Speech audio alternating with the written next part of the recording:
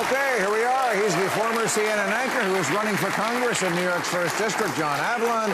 He was the editor-in-chief of National Review and host of the Editor's Podcast, Lowry, and the former White House National Security Advisor under President Trump, whose new book, At War with Ourselves, General H.R. McMaster. Okay, this is for everybody.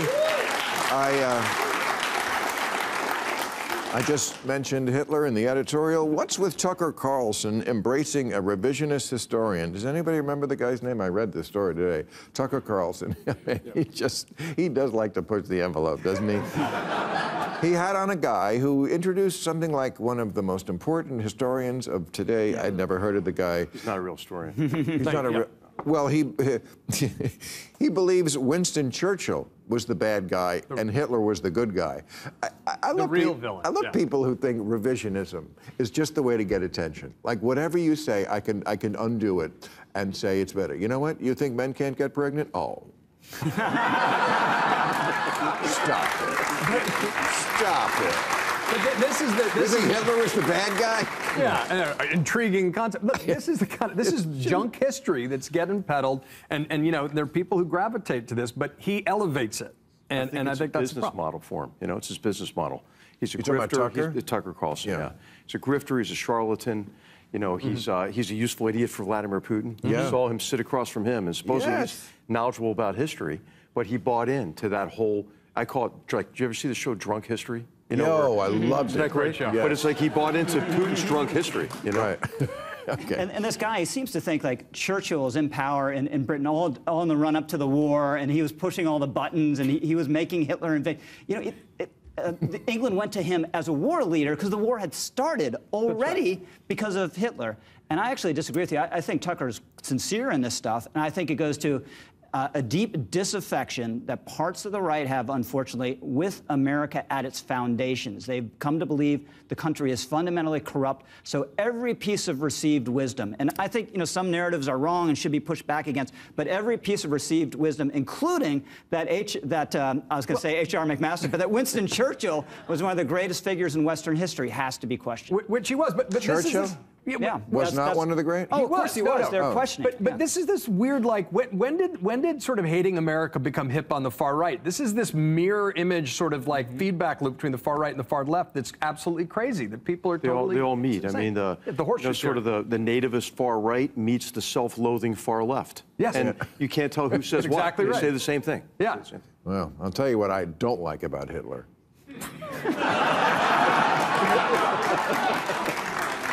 Everybody else had to do that salute, and he just went like that. And I felt it was very privileging. It's so superior. It was so superior, exactly. I think it's important to make fun of these kind of authoritarian, horrible people, and this is why I think Mel Brooks' work is just so brilliant. Charlie Chaplin. That's right. Was the judge in Trump's hush money trial right to delay sentencing? Oh, yeah, that happened today until November 26th in order to avoid interfering in the election. Man, all those trials and nothing happened. Nothing. It was They indicted him, and they wanted to try him on a political schedule. They literally, if they could have, they would have had him in courtrooms from March to October, a presidential candidate of the United States, and it's just not how the court system works, thank God.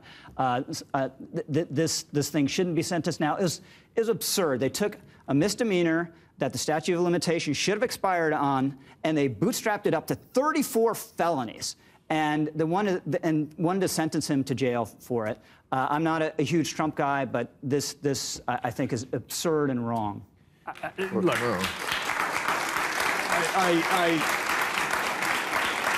the larger issue obviously is January 6th, right? And the problem is with the immunity decision. History is really clear. If you don't hold people accountable when they indulge in political violence, then you get more political violence. And I'm really curious about do you think conservatives will end up supporting a constitutional amendment to overturn the immunity decision if a Democrat is president? I wonder if they will. I think the way these kind of decisions work, we saw it with the independent counsel statute decision that the Supreme Court has. in Washington, eventually this stuff always comes around and bites the other side. So right now, the Democrats are so upset the Supreme Court has done this. Then if Kamala Harris is elected and some Republican prosecutor somewhere in the middle of red America wants to indict her and prosecute her for some official act, the Supreme Court will say no, and Democrats will suddenly, wait a minute, maybe that decision wasn't so outrageous. Yeah, I'll tell you, after all. what we've seen is this tendency on both ends of the political spectrum to score partisan points at the expense of confidence in our institutions. Yeah, but Trump really does commit crimes. Let's not forget but that little part of it. They're actual crimes. That's what we're 60 days out from an election, and I think we've normalized this a little bit, and it's far too freaking dangerous. He really does commit crimes is one thing, and two, if the positions were reversed and a Democrat did this, not only would the Republicans go after him, but they would have done it instead of what the Democrats do. Talk about feckless, General. This is feckless. You had 4 years to bring 4 trials, and we get none of them. And it's because they were afraid of politicizing it. Look, that's the thing, is that if Democrat did what Donald Trump did, you would be opposing him totally, and by the way, so would I. Okay, so... And I think that's the issue. I'm so extensively on the record about January 6th. I know you are. I'm completely appalled by it, but where But I you're still differ from you endorsing the guys... guy. You're not so appalled that you don't vote, you're not going to vote for This is Trump. a different bill. So you're not appalled. No. Right. No, I am appalled. But the difference But you're is... still going to vote for him. You're going to vote for him. If January 6th didn't happen, you would still oppose Trump because you don't like him on policy, right? From where I sit, I don't. Mostly, no. But you support Trump's policies? I said no, mostly. Right. I think moving. But you'd consider voting for him absent January 6th? No. Right. So, well, consider. Yes, if he conceded elections, he would not be the boogeyman that he is. He would just not be the villain he is. That's the main thing. He politicizes the Justice Department, and he does not concede elections. These are two very new things. Now, you can carp all very you old want, things. and you can what about the bullshit about, well, the Democrats say that he wasn't a legitimate president. That's different than actually trying to stay in office. He is completely unprecedented. And it completely disqualifies him to even consider him voting for him. I don't know how anyone can. Well, we've got an election lie being used as a litmus test for party loyalty, and everyone's acting like it's normal. It's not. It can't be. All right. What do you think of Trump announcing plans for Elon Musk to lead a commission on government efficiency to cut regulations and spending? There is a lot in there, isn't there?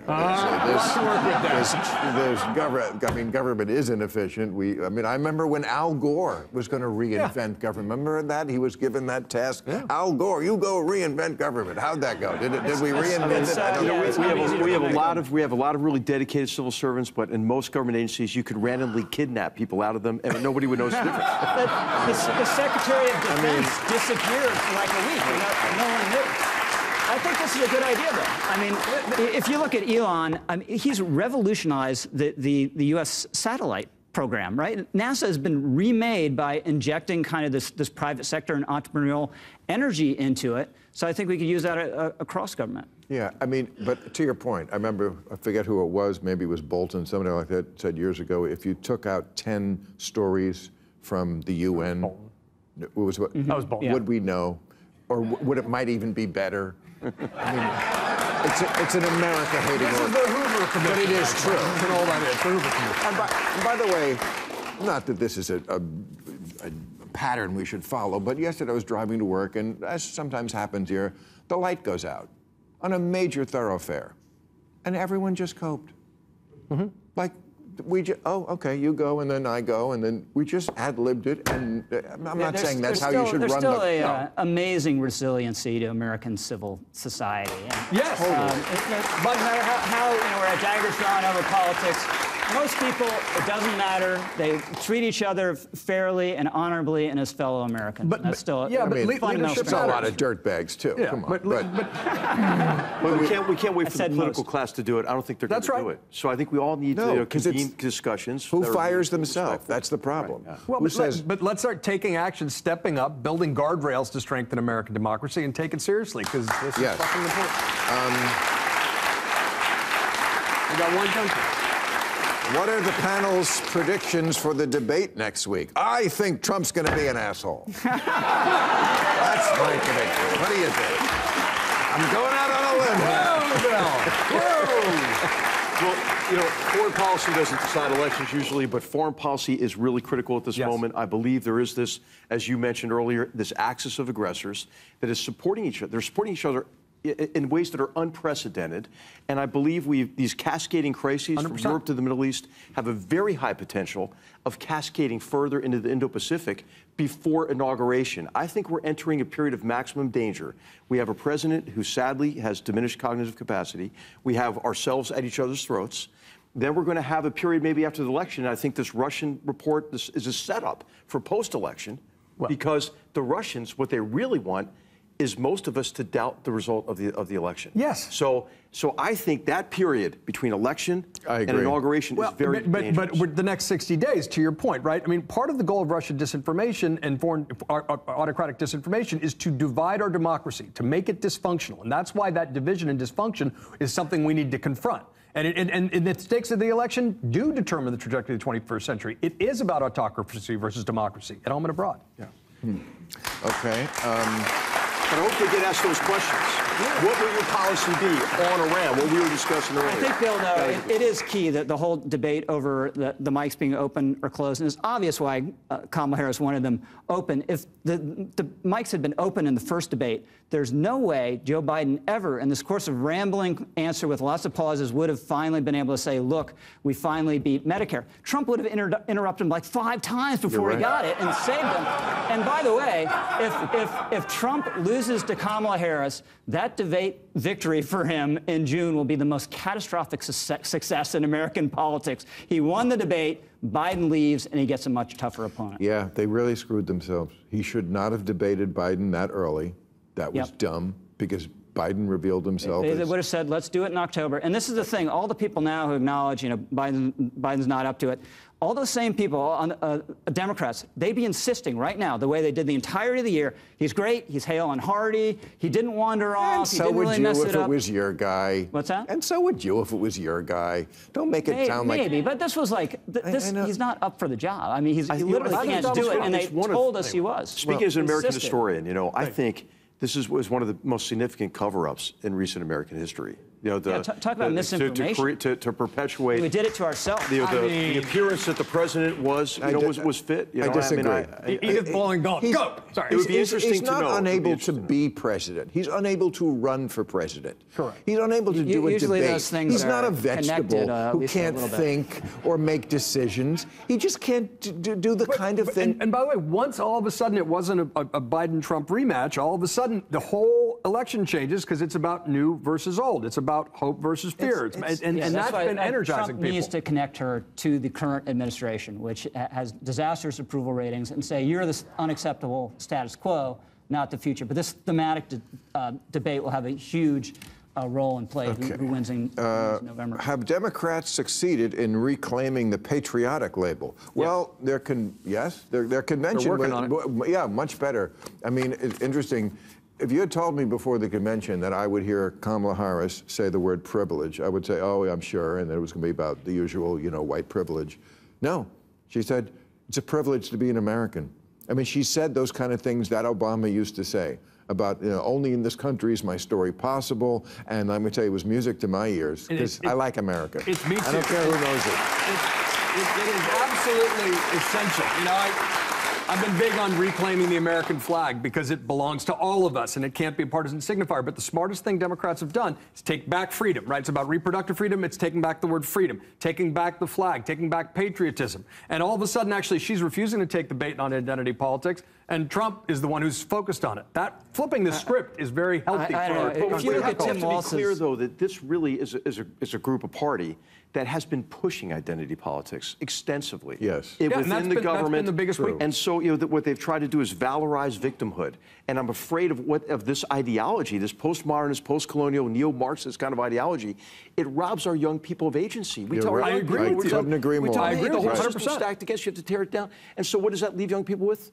A toxic combination of anger and resignation. So let's restore agency. And the ironic thing is, this is where the horseshoe theory comes. The far right is now resembling the far left in this. But I got to say, it's hard to hear Tim Walz, given his record in Minnesota, which had nothing libertarian about it whatsoever, to portray himself as this great champion of freedom. It reminded me Bill Buckley had this old line that liberals don't care what you do so long as it's mandatory, and that's how Tim Walz felt. That's not the guy represented one of the most Republican districts for 6 terms. But once he was governor with a unified legislature behind him, all bets were off. And it'll be the same thing with Kamala. She sounds like a moderate now. She's flip-flopped on like 10 things without explanation. But if she gets a unified Congress, she'll be the new FDR and the new LBJ. They all, once they're in there, they convince themselves they have to be transformational presidents. That's all opposed.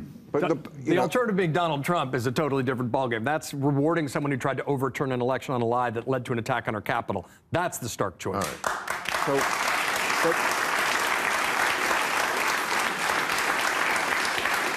But one of the problems with the patriotism issue, I think that we were just about to talk about with the Democrats, goes back to what we were talking about in the show with education. Yeah. You see interviews with young people, they think like America is very often like the worst country in the world. Yeah. And they think it's the worst time to ever be living in. Yeah. This is just rank ignorance. Yes. They are not, again, common sense. They don't teach the kids basic things in school.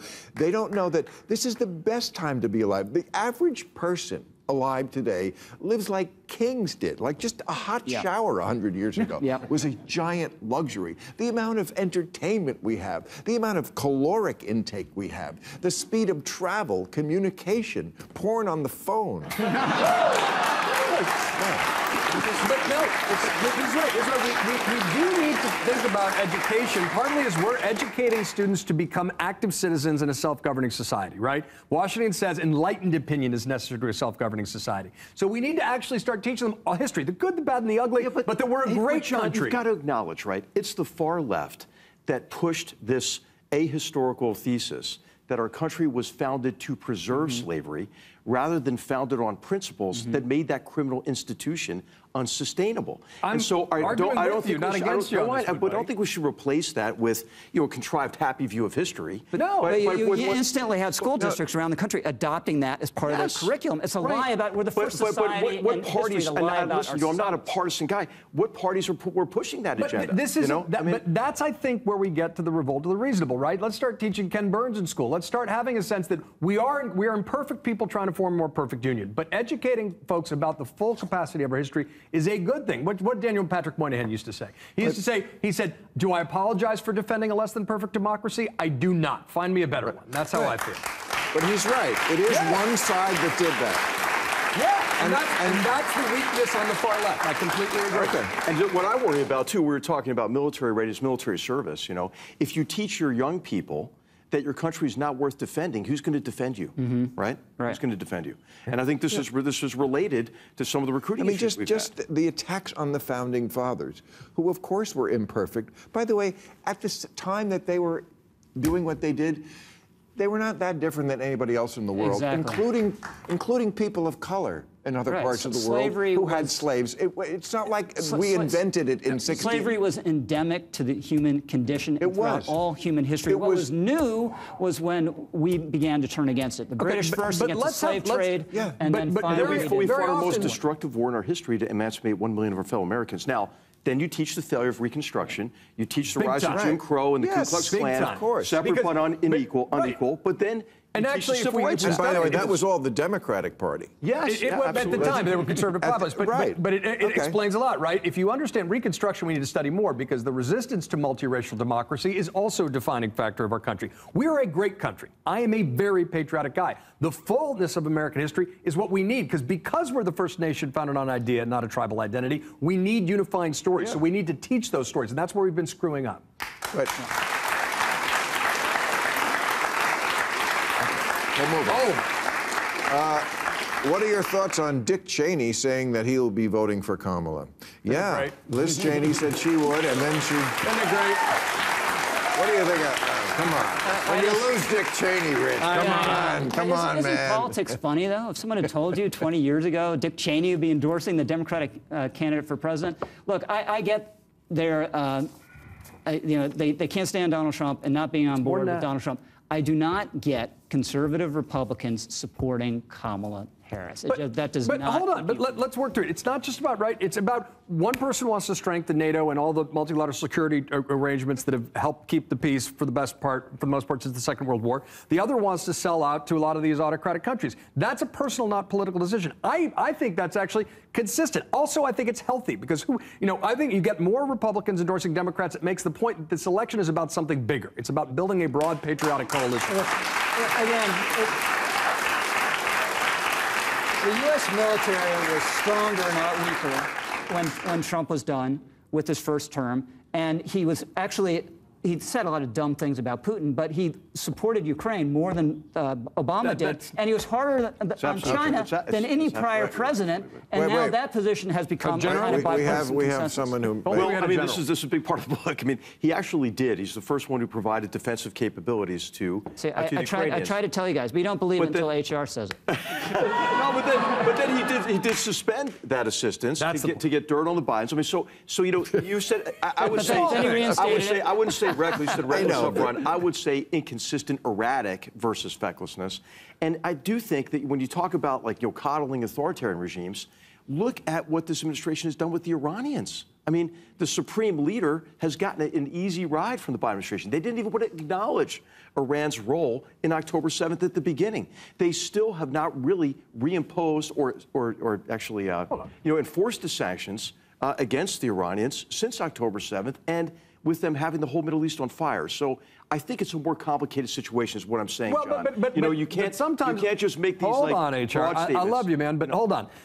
We've got one guy saying we should pull out of NATO, right? We should not. Putin can do whatever the hell he wants. Basically giving a yellow light to China on Taiwan. I mean, the autocratic alliance you warn about is in many cases rooting for Donald Trump because they think it leads to American division and decline. Tell me where I'm wrong. Well, what I'm saying is there were some things, right? There's some things where Donald Trump's right. I mean, there's some things where he's right.